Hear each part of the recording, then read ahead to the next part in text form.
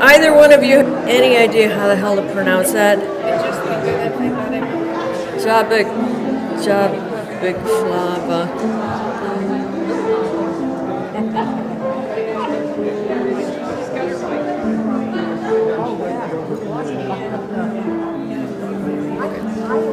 Morning, Carl. Morning, Carl.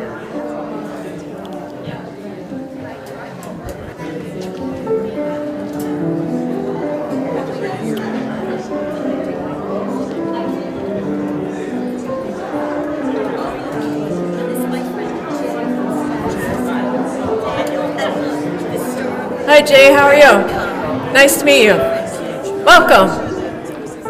Oh, well. Let's hope, right? Yes.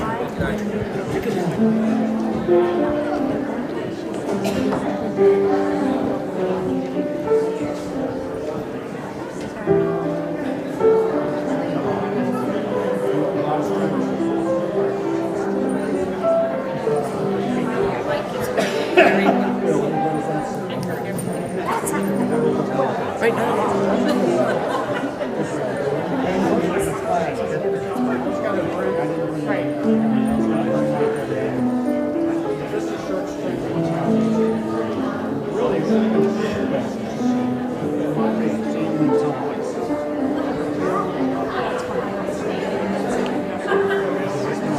Good.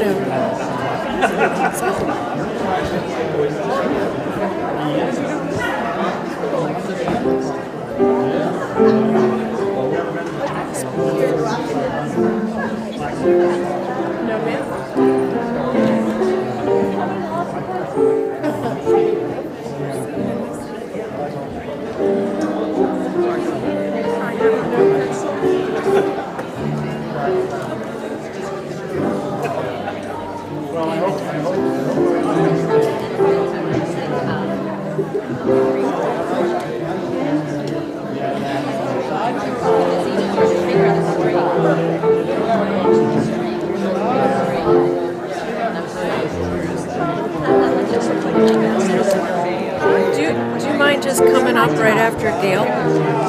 Okay? Yeah, okay. Just Yeah. Yeah, that'd be great. Good morning. Dave, you're up right after Jane. You're up right after Jane. Okay.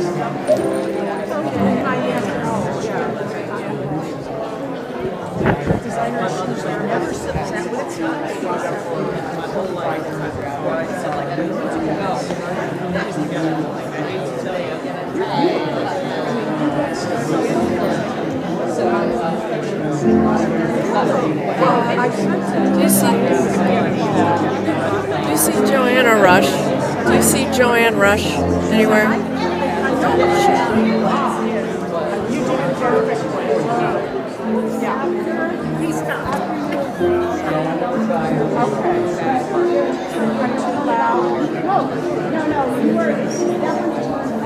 Oh, so I need to okay.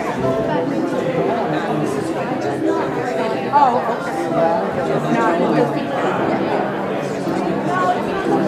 You might have to just start and let them finish up. Yeah? I'd give it like a minute and then just let them finish up and, they can finish up while we're starting, I guess.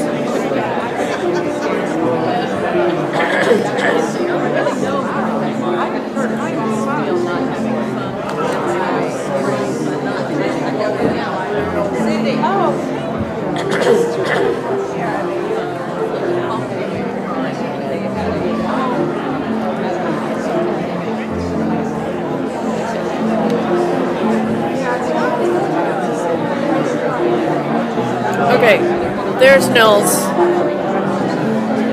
He's got his head down, but yeah. What? His friend Annie. Yeah.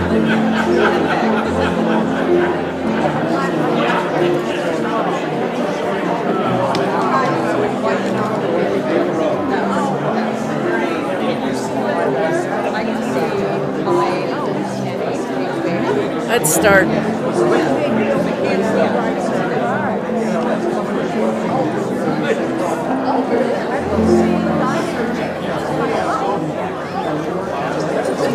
Good morning. Wow, we are happy to be back, everybody. Good morning and welcome to First Parish Brewster. We are a Unitarian Universalist congregation welcoming people of diverse philosophies and beliefs, people of various cultures and races, sexual orientations, gender identities, abilities, and socio-economic backgrounds. Whoever you are, wherever you are in your path, may this be a place of rest and restoration. I'm Twinks Hastings, the Director of Lifespan Religious Education, happy to be welcoming you to our service today with our Interim Minister, Rev. Karen Anderson, and our Music Director, Kaisa Fern. Our services are recorded and available on our YouTube channel midweek. Masks are now optional in worship, although we do have a space at the back right-hand side where they are required. Here at First Parish, we welcome and celebrate the noises, movements, and mirth that little ones bring to our worship space as equal and valuable members of our community. However, please do silence your cell phones. For those of you who are first-time visitors this morning, welcome. If you would like to learn more about First Parish, you can find an information card in front of you in your pew, fill it in and place it in our offertory basket. And a big welcome to those watching at home. Usually wave at them. We are so glad you're here. Welcome on this morning that we make sacred by our presence together. And we have a couple of announcements this morning. First of all, our strings are on this table, and we invite you to read what people have written and shared about the strings that have brought from their summer assignment from Rev. Karen. Next week is the start of our children and youth ministry programs, and we invite you all to our opening campfire after worship to share a s'more with us. And lastly, myself and the whole Snow at UU team, our summer program, want to say a huge thank you to everyone who made it possible. We had an incredible 2 weeks of fun, laughter, wildness, and so many memorable moments. Some numbers for you. We had 63 volunteers as part of the program. Pretty amazing. 3 counselors, 2 CITs, 656 volunteer hours, 50 different kids from over the Cape, 30 different activities led by our volunteers, 400 free breakfast, lunches, and snacks offered over the 10 days. $1,500 was raised by the car wash, which is pretty great. And the program made somewhere between, and I promised Karina I'd be very vague about this because we don't have the exact numbers, but somewhere between $17,000 and $18,000 for First Parish.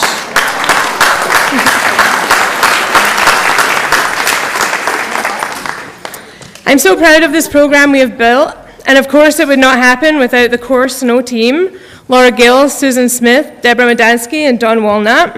A huge thank you to them.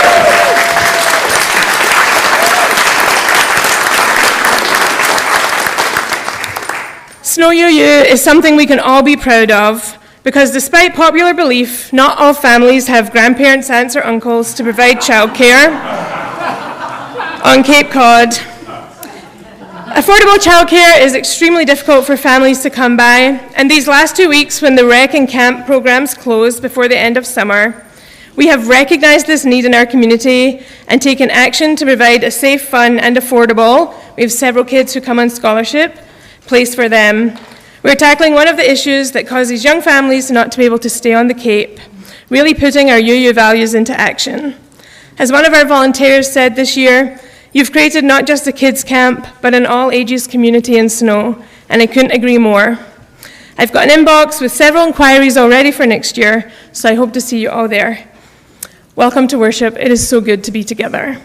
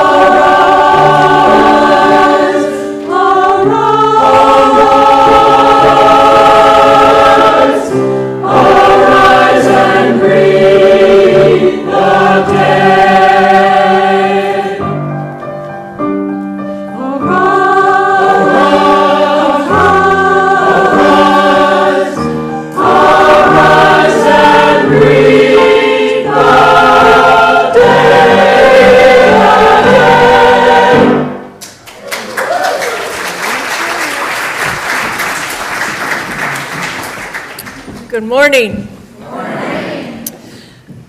I am aware, as are you, that this is a time of turning, right? Children go back to school, you move up one grade to another, yeah? Have you started? Yeah. Kids go back to college, leaving us with empty nests again, which I don't like that much. And all around the country, Unitarian Universalist congregations call this a homecoming Sunday. In other words, children are back in the service with us, and we celebrate being together again. Often we do it by having a water communion. This year, though, I gave all of you a spiritual assignment in June. And if you will remember, I told you the story of that Parker Palmer, the Quaker theologian, tells this story about farmers on the Great Plains in the wintertime. And he says that often in the wintertime when a blizzard would come, it was hard to find your way from the barn back to the house. So farmers got in the habit of putting a rope from the barn to the house because they had friends that had died in the midst of a blizzard that was going around and they could not find their way back home. So that rope, in effect, served as a literal lifeline to home. Now, I know blizzards are far away right now, let's hope, right? But we all know that we live in emotional and social blizzards. Economic injustice, environmental degradation, fear, greed, indifference is its own kind of blizzard that we live through.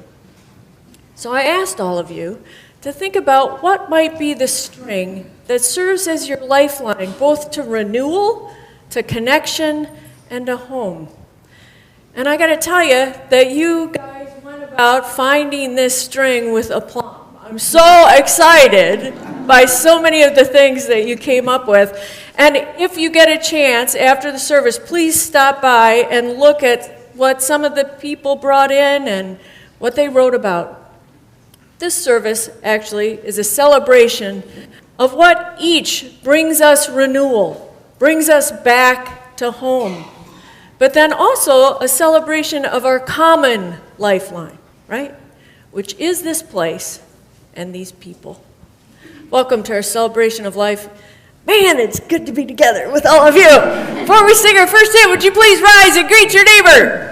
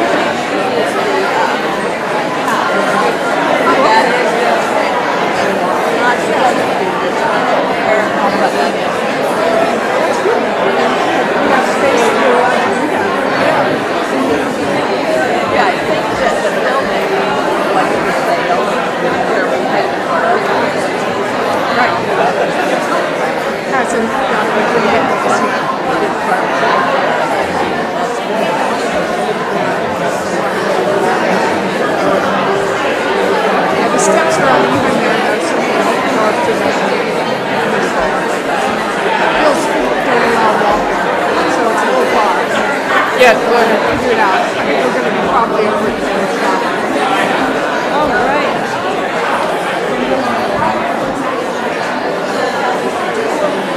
He's doing good. I mean, yeah, he can bike for a while. Right. Let's sing our. The bottom one here with his body.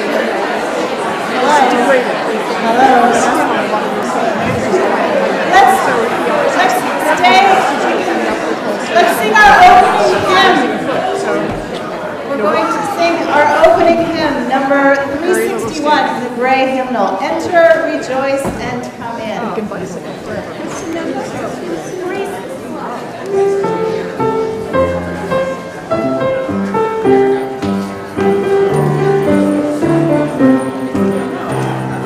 Enter, rejoice, and come in. Enter, rejoice, and come in. Today will be a joyful day. Enter, rejoice, and come in. Open your ears, every song. Open your ears to the song. Today will be a joyful day. Enter, rejoice, and come in. Open your hearts, everyone. Open your hearts, everyone. Today will be a joyful day. Enter, rejoice, and come in. Don't be afraid of some change. Don't be afraid of some change.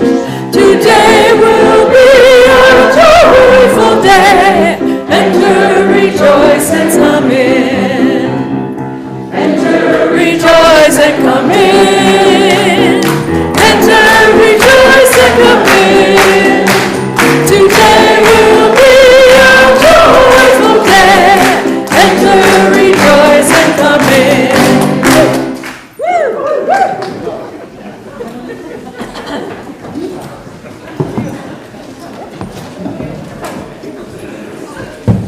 Let us light the chalice this morning with these words. We gather this hour as people of faith, with joys and sorrows, gifts and needs. We light this beacon of hope, sign of our quest for truth and meaning, in celebration of the life we share together. Would you please join with me in our affirmation words, which you can find in your order service? We believe in love. Love is the doctrine of this church. We believe in truth. The quest for truth is a sacrament. We believe in helping others. And service is our prayer. We believe in the sacredness of life. To the end that all souls shall grow into harmony with the divine. The strings that connect us to joy and laughter, meaning and purpose are vast and diverse. Today I've invited a few of you that are in the order of service to come forward and share the string that they picked and why. We'll start with Gail.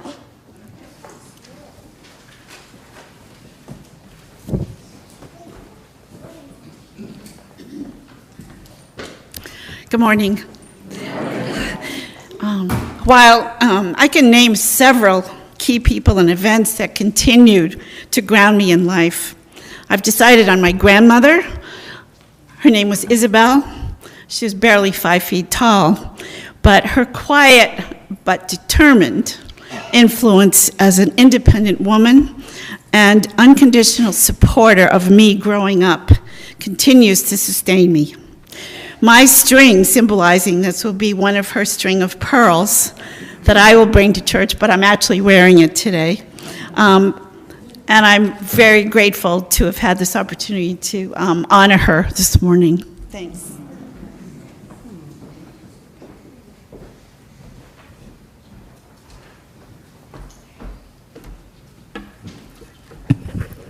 I've got a strand of seeds from a lobelia, a cardinal plant that grows in our backyard. And there were just a few tiny red flowers still on it 2 or 3 days ago. But I'm using it this morning to symbolize the ways that for me, for the past 40 some odd years, through some periods of turmoil and heartbreak personally and in our society, a critical lifeline for renewal for me has been native wildflowers, including ones that we find here in natural areas on the Cape or up in New Hampshire where we go frequently, ones that grew in the forest behind the house I lived in Glastonbury, Connecticut for 15 years, and some of which I got to know individually like family and still go back to visit each summer and fall. And a particular red columbine plant that grew near a beaver pond in Colebrook, Connecticut that is the thing that actually got me started on my journey into my environmental career. And it includes the ones that we grow in our garden, some of which we've been nurturing for 30 years now and have moved to 4 different houses. Some of these plants eventually die out. Some of them get eaten by rabbits or deer. Some of them spread wonderfully into the surrounding woods, but all of them just stun me each year with their reemergence, that magic and that beauty. And they fill me with both the excitement of a little kid and a touch of the wisdom of an elder who's been around long enough to realize that all the knowledge that he has acquired is just a tiny fraction of what there is to know. And they also give me a little sense of connection with the thousands of years that their ancestors have been emerging, re-emerging, disappearing, and renewing on these lands.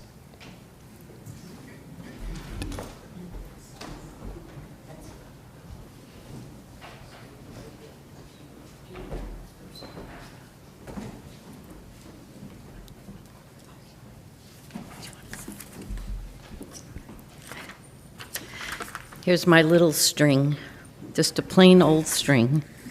I easily landed on this string that brought me connection and renewal. I met a man in Ireland who is an old-time healer in the tradition of the Burren in County Clare. This is a place that still practices healing in the ways of old. Oh, he's a treasure. Jerry O'Donoghue, a butcher by day. Meanwhile, every Wednesday, people start lining up at his house to be seen by him. He is known as a bone setter. He'll use a divining rod of sorts and scan a person. He also cares for greyhounds and horses as well with this rod, and then he manipulates their bones and muscles manually. And he has amazing results. When we met him, he also shared a method for curing colic in babies using a string. I have a video of him teaching to us, and he told us we needed to practice and practice, so we really had it. And I could do it, but, you know. And he had a great desire to see that these tools are not lost. And he mentions that the next generation doesn't seem to be interested in learning what the old-timers knew. So now I know this string, and I have huge delight in connecting with my own ancestors, with natural healing, and with the knowledge of a universe that is abundantly whole. The man himself is so radiant that I fill up with delight just thinking of him, and by extension, my own inheritance and my own potential.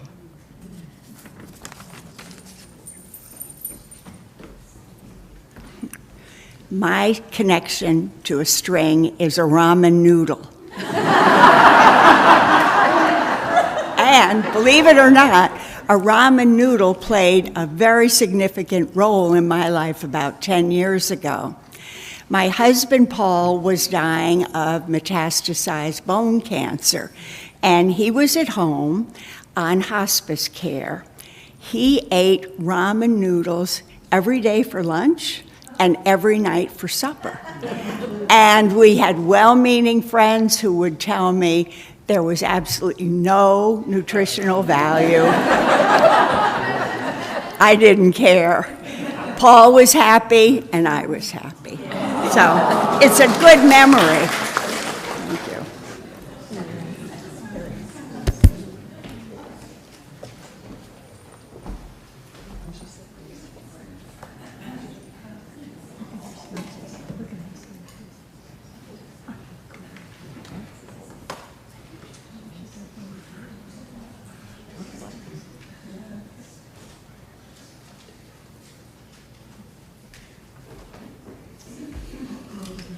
Well, it's hard to top the ramen noodle story. The rope that is my lifeline is art. My grandfather was a great artist, a silversmith, and a pewtersmith. He worked for Oneida Limited in upstate New York, designing silverware and flatware. Today, my son is an artist, and I make paintings as well. I never feel as relaxed, free, and connected as when I'm in my basement studio painting. This also makes me feel connected to my grandfather, my son, and probably the artists in my past that I never knew and never will. The rope that I've constructed is actually pieces of canvas that I had previously painted on, cut into strips, and tied together.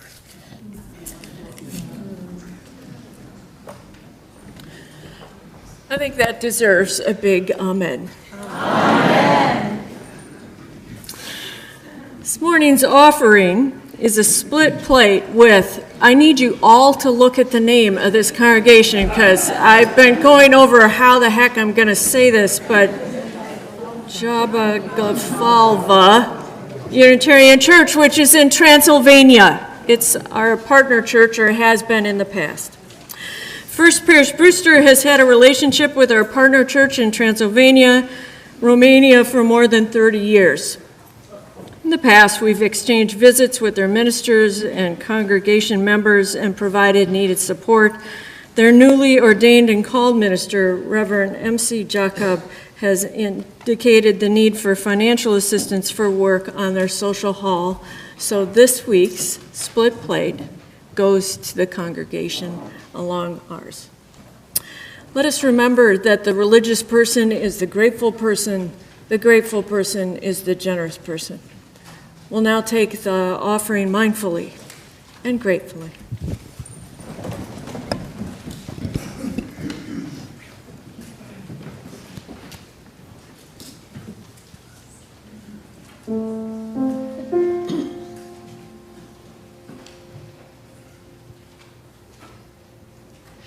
Come along, my friend, come along, get on board and ride this train.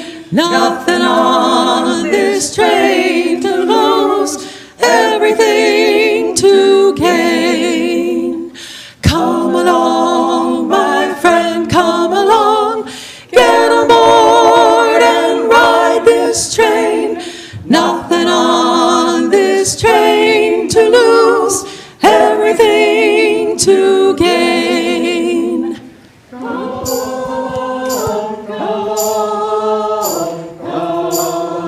and ride this train. Come and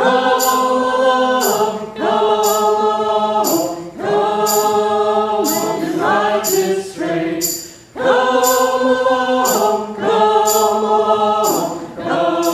along and ride this train. Come along and ride this train. Come along, my friend, come along, get aboard and ride this train. Nothing on this train to lose, everything to gain.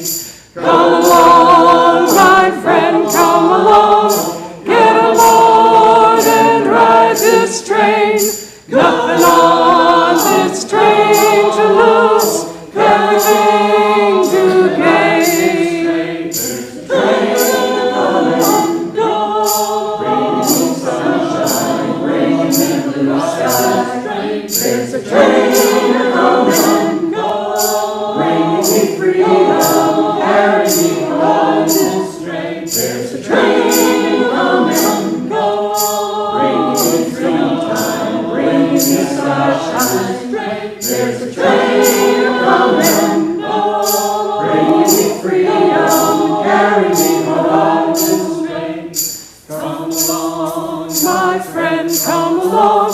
Get aboard and ride this train. Nothing on this train to lose, everything to gain. Come along, my friend, come along. Get aboard and ride this train. Nothing on this train to lose, everything to gain. Train coming, my friend, come along. Get aboard and ride this train. There's a train on this train to lose, everything, everything to gain. There's a train coming, my friend, come along. Get aboard and ride this train. There's a train coming, this train to lose, everything, everything to gain. Come along, my friend, come along. Get aboard and ride this train. Come along, this train to lose, everything. Come along, my friend, come along. Get aboard and ride this train. Come along, this train to lose, everything to gain.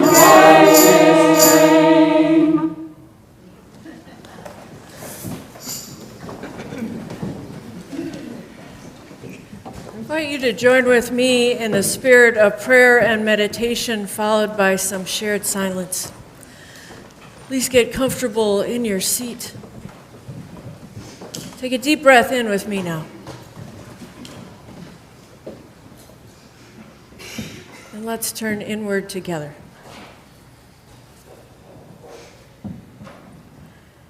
Let us give thanks this day for dog leashes that connect our dogs to us, reminding us how precious the day is, and gives our day routine along with a sense of caring and being cared for. For tennis racket strings, which represent the friendships that come about from the game, from high school to the present. For Thule tie-down straps that secure kayaks and bicycles, tree limbs, lumber, impulse yard sale items, and tools. All things that bring adventure. The joy of physical labor and flexibility when serendipity throws something big and fun in our path. Let us give thanks for rope used with a pop-up trailer, the very vehicle to get us out into nature and experience spiritual renewal. For rainbow ribbon that connects us to our most authentic self, and the Unitarian Universalist churches that allow an explicit, intentional welcome to the LGBT community. For string that connects two favorite trees, a 70-foot American green arborvitae that looks just like a good-sized redwood, and a 100-foot white birch, both planted a mere 5-footers, and now serve each day to remind of a connection to Mother Nature and to life. For Buddhist prayer beads that lead us back to meditation cushions that remind us of our strength, wisdom, and truth. For a blade of grass that connects us to the vast ocean in all of its wonders and soothing spirit. For a string to a djembe, as it represents a connection to a meditative mood. For a string that is made from milkweed, that represents connection to the earth and all its creative elements. And let us give thanks for speaker cable that represents the connection of the world of music, which refreshes and renews us. For all of these, let us be thankful, and let us turn inward together.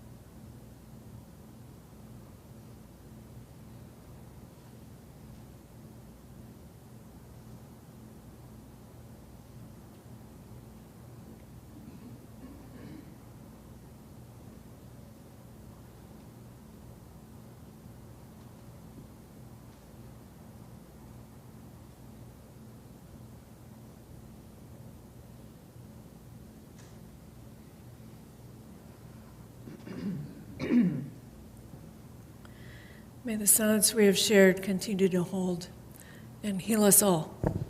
Amen.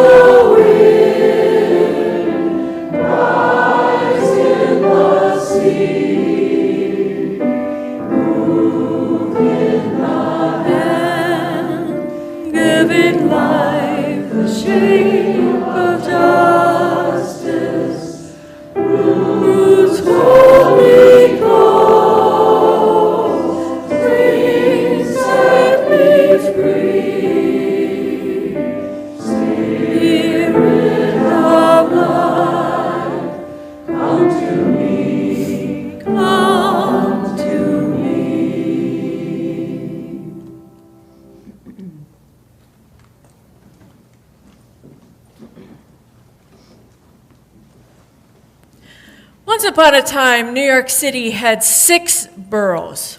Now, you're not going to find this anywhere in a history book, and there's just circumstantial evidence left in Central Park, but it is true.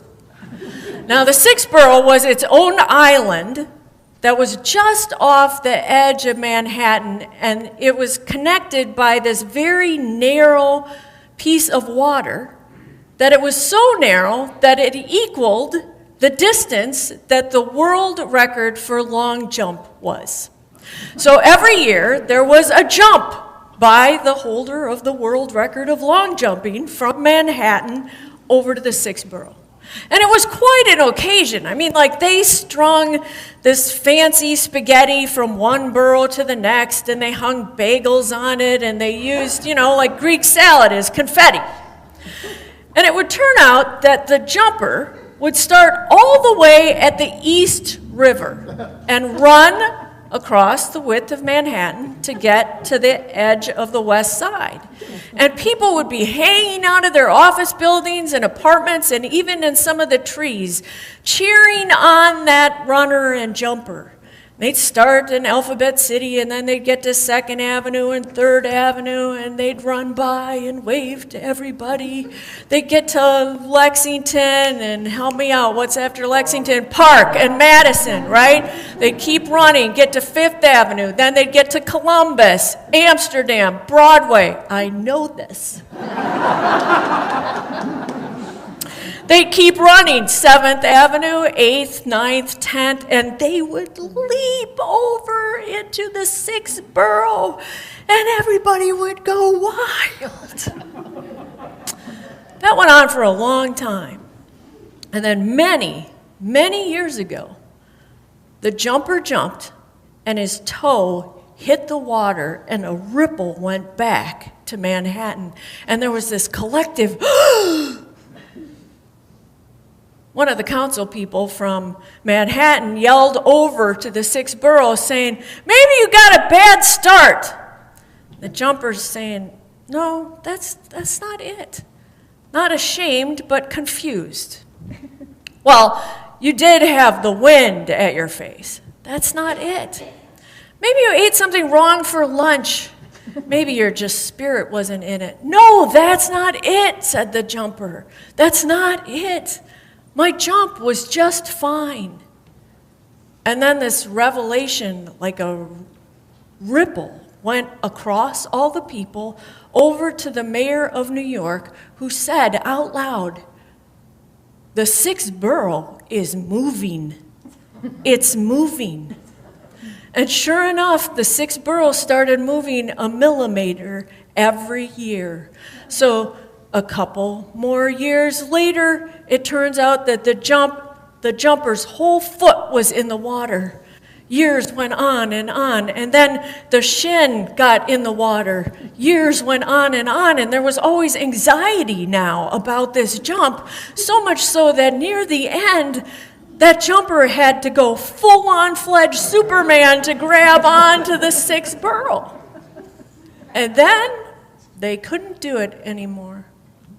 All the bridges that connected both Manhattan to the 6th borough just kept breaking and falling apart. All the tunnels collapsed on themselves. The telephone and electrical wires went out on the 6th borough.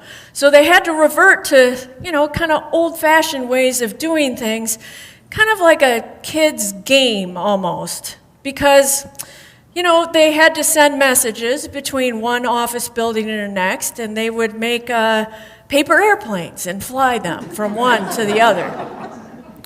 At night, when they were having dinner, they would put fireflies in a jar, and when they needed a little bit more light, they'd just shake it up. They did call in a specialist, an engineer that had worked on the Leaning Tower of Pisa, and he came over and he checked it all out, and he said, "It seems to want to go." "Well, what do you do about that?" said the mayor of New York City. They did try to keep it there. They used magnets, they used big, enormous cables. None of it worked. Prayer didn't even work. Two friends had a telephone with, the can and a string from one to the other. And they would talk to each other all the time, but the string was getting harder and harder, and they had to keep letting out strings so they could hear each other. At one point, the girl yells out to her friend, "It's getting harder and harder to hear you," as she's trying to look for her friend over in the 6th borough with her binoculars. He yells back, "I'll holler if I have to," he says. They ended up having to add many more strings to that so they could keep connected to one another. They took the yo-yo string that he had, and she had a pole from one of her dolls that she took off and added. They added one of the strings that his dad had around his journal that was all tied up. And she added the pearls that her grandmother had and added it to the string. They had more and more to say to each other and less string. Then the boy said to the girl, "Please tell me you love me. Say, I love you." And the girl didn't say that was silly or we're too young to be in love or, ask for any other qualification. She just said into the can, "I love you." And that voice and that love went through the yo-yo and the ribbon and the tennis string and the regular kite string all the way until it came into his can. And once he had "I love you" in the can, he took it off and put a top on it and cut the string off so he would always have her love. And he put it in his closet. He knew that if he took the top off, it would be gone. But it was enough just to be there.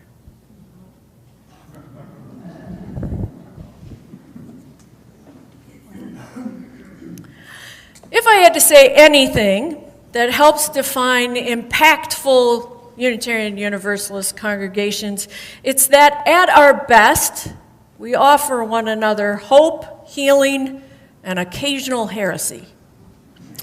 We do so for each other when we are in community and out in the larger world. So let's start off with hope. And when he left, New Yorkers cheered from the banks of both Manhattan and the 6th borough, cheering the jumper on and cheering themselves on.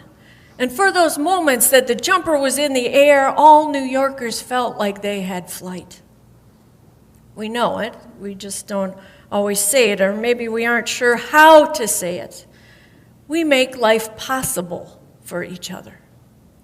For those few moments that the jumper was in the air, every New Yorker felt capable of flight. It's not that different for us, really. It only takes one of you dedicated to voter turnout, which makes all of us show up as well.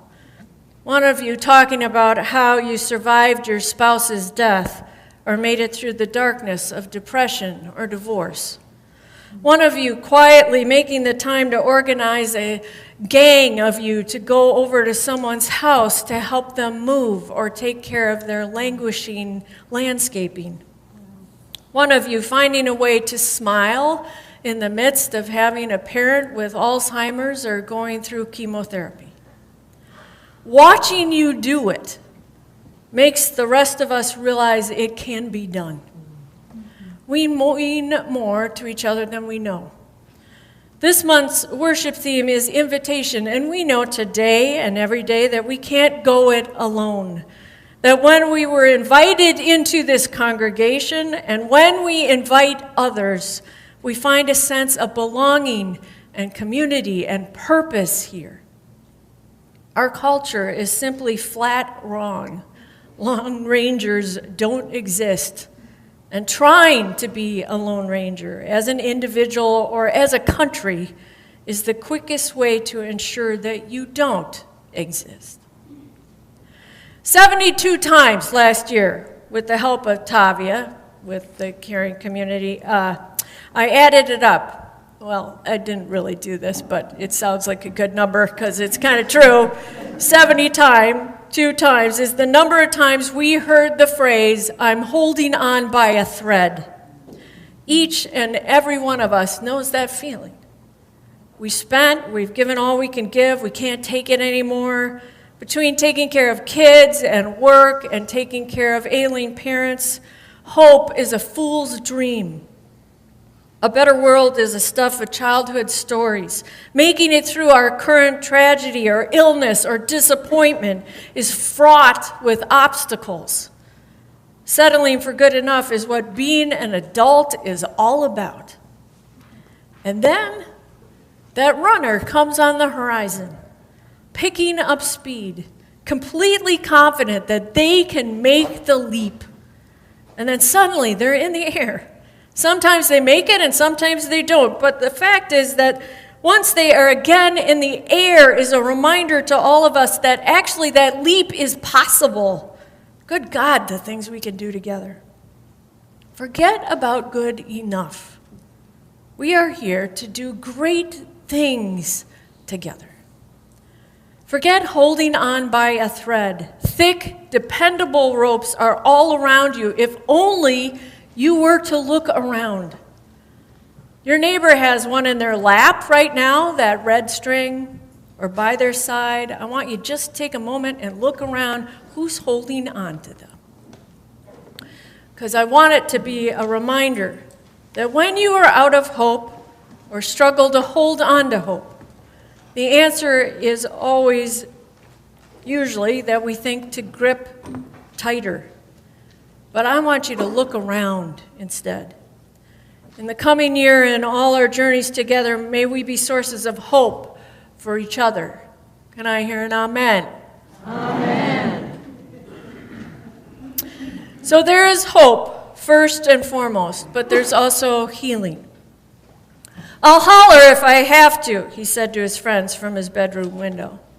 The string between them grew incredibly long, so long it had to be extended with many other strings tied together. His yo-yo string, the pull from the back of her doll, the twine that had fastened his father's diary, the waxy string that had kept her grandmother's pearls around her neck and off the floor. The thread that had separated his great-uncle's childhood quilt from a pile of rags. And there it is, actually, in those lines, the harsh reality. It takes work. How much easier to stay connected if we just had endless miles of kite string that we could let out and pull back when we needed a touchstone of healing community. Instead, we have to get off of our duff and learn how to tie and untie some serious knots. We need humility and honesty and the ability to grab whatever is near. And darn it, let's just admit it, we don't want to hear that.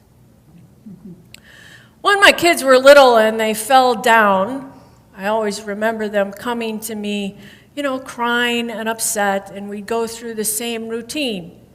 we'd sing, "You are my sunshine, my only sunshine." And we'd sing it together, and we'd go looking for a Band-Aid, and we'd put the Band-Aid on and wipe away the tears, and they often would say to me, "I'm all good, Mama." I loved, actually, how easy and triumphant I could feel in those days. It didn't take much to make things better. All better, in fact. But how come it isn't that easy now? Because it's not. And it seems to me the sooner that we accept that, the better off we're going to be. To heal ourselves in the world takes some hollering, not some mamby-pamby whispering of all will be better and sending off with a magic kiss. It takes grabbing whatever you've got near you. It takes getting your hands wet and your fingernails dirty. It takes confronting our fears and working with threadbare material. It takes admitting that we are often complicit in our living to the hurt and devastation inflicted on much of the world and at times each other. On a personal level, it means being humble, admitting mistakes, being wrong, starting over, and retying that darn connection over and over and over again. So for a moment, I want you to pick up your string and just hold on to it. And here's what I want you to commit to later today. Maybe as you're driving, well, I realized as I wrote that, maybe not while you're driving, but okay, you're getting the idea, right? After we're in the sanctuary together, or when you're on a walk, or you're sitting by yourself, I want you to pull the yarn near and reflect on a time when someone from this church, someone here reached out and offered you a connection to healing. When someone did the hard work of repairing the frayed edges of the rope that connects you and them. When someone wrapped a rope of care around you over and over again to stop your feeling that you are about to fall apart and break into pieces. Or when someone lassoed the sun for you and healed you by pulling it into the dark space you never thought you'd leave. May these be the threads of healing that we continually offer to each other, to bind up the wounds that are inflicted upon us by life and the distances that sometimes slip between us as well. Can I hear an amen? Amen. Then one day, poor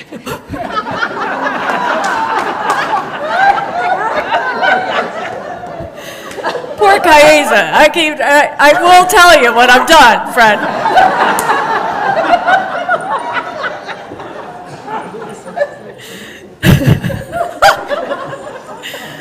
Then one day, the boy asked the girl to say, "I love you," into her can. And she didn't ask for an explanation or say, "That's silly," or "We're too young for love," or even suggest that she was saying, "I love you," because he asked her to. Instead, she said, "I love you."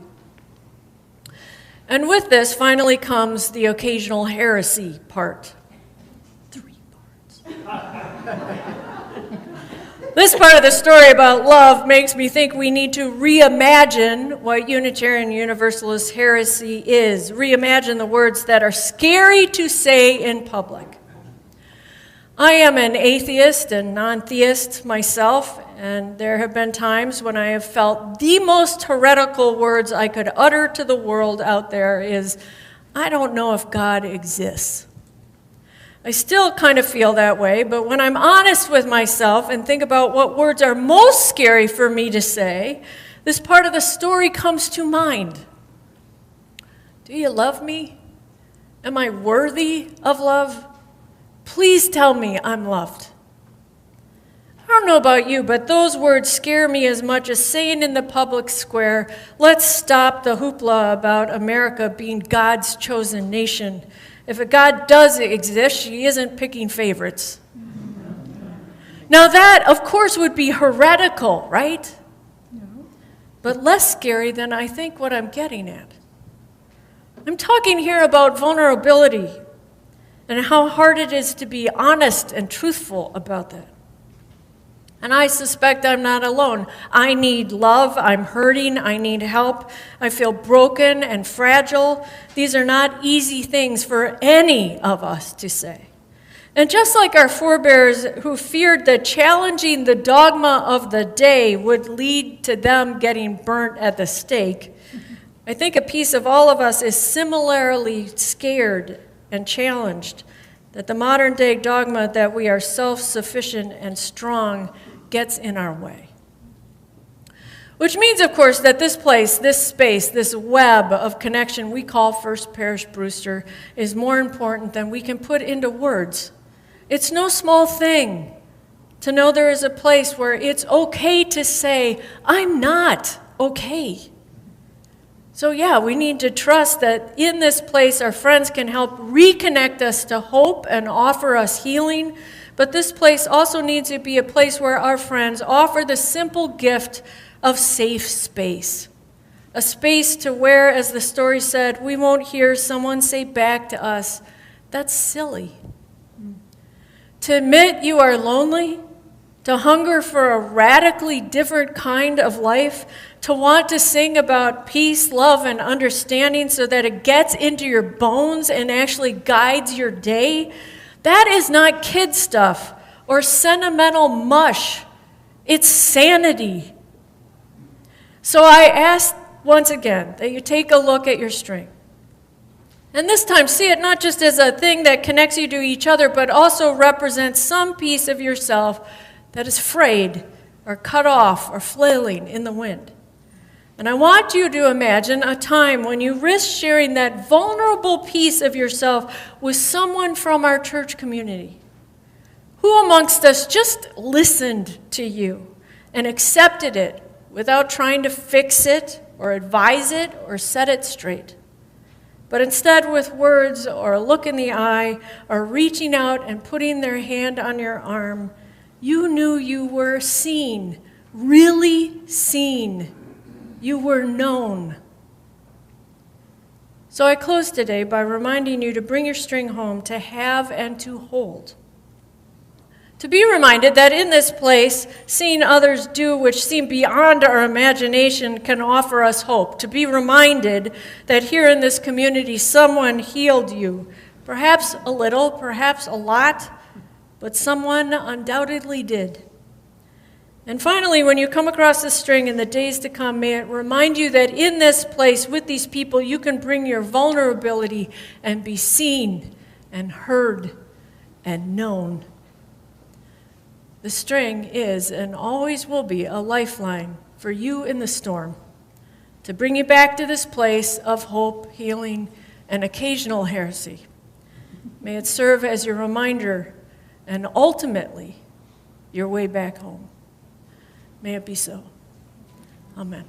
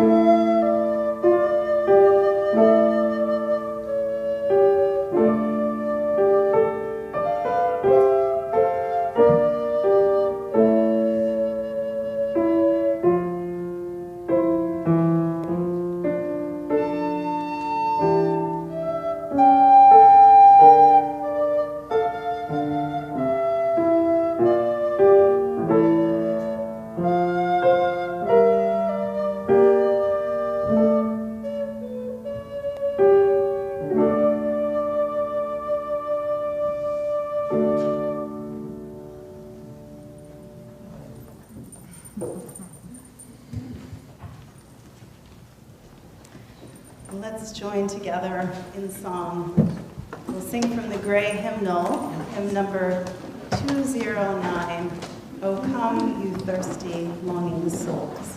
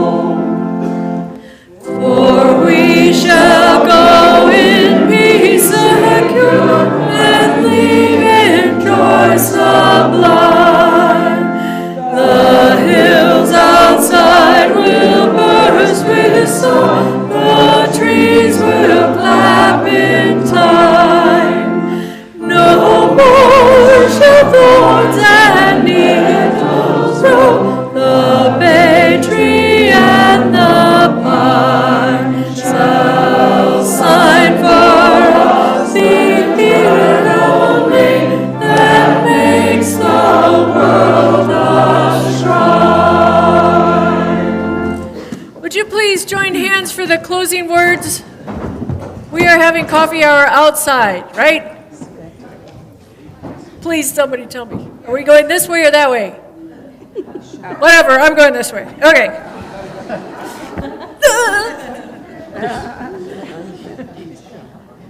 Whatever we can do, or dream we can do, let us begin it. Boldness has genius and power and magic in it. May we ever be bold in our living and in our loving. Amen. Amen.